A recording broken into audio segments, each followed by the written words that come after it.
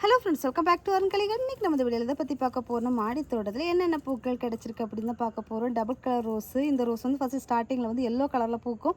Yellow கலரில் பூத்து அதுக்கப்புறமா வந்து எல்லோ வித் இந்த கலரில் வரும். ஃபைனலி அடுத்தது இந்த கலரில் வரும். அடுத்து இதுவும் ரொம்ப ஃபேடாகி இந்த அரும்பில் மட்டும் இந்த கலர் வந்து சென்டரில் வந்து ஒயிட் கலரில் ஆகும்.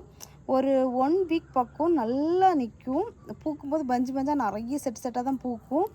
கொத்து வெரைட்டி ரகம் இது வந்து நீங்கள் கண்டிப்பாக ட்ரை பண்ணலாம். புதுசாக கார்டன் ட்ரை பண்ணுறவங்க, அப்புறம் காஷ்மீரி ரோஸ் இது ட்ரை பண்ணுங்க. இதுவுமே நல்லா வரும். ஃபேரி ரோஸு இந்த வெரைட்டியுமே நல்லா சூப்பராக வரும்.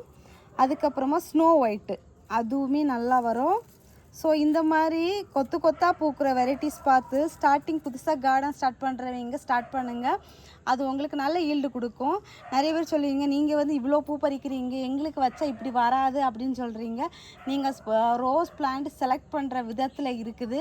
நீங்கள் வந்து பெருசாக பூ பூக்கிற பிளான்ட்டை பார்த்து செலக்ட் பண்ணுறீங்க. பெருசாக பூ பூக்கிற பிளான்ட் வந்து பூ பூக்கும், பூக்காதுன்னு சொல்லலை.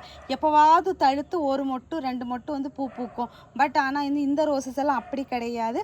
எப்போவுமே நமக்கு வந்து பூ தந்துகிட்டே இருக்கும். ஒன்ஸ் தெடுத்து மொட்டு வந்து பூ பூத்து முடிச்சு நம்ம கட் பண்ணி கரெக்டாக நம்ம வீட்டில் இருக்க வெஜிடபிள் வேஸ்ட்டு, அரிசி கலவர தண்ணி இந்த மாதிரி கொடுத்தோன்னா கூட சூப்பராக நமக்கு பூக்கள் கொடுப்பாங்க.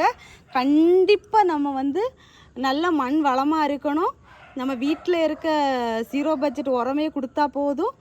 வெயில் இருக்கணும், கரெக்டாக வாட்டரிங் பண்ணோன்னா சூப்பராக வந்துடுவாங்க. நீங்களும் ட்ரை பண்ணி பார்த்துட்டு உங்கள் வீட்டு தோட்டத்தில் எவ்வளோ பூ பறிச்சிங்கிறத சீக்கிரமாக வந்து கமெண்ட் பண்ணுங்கள்.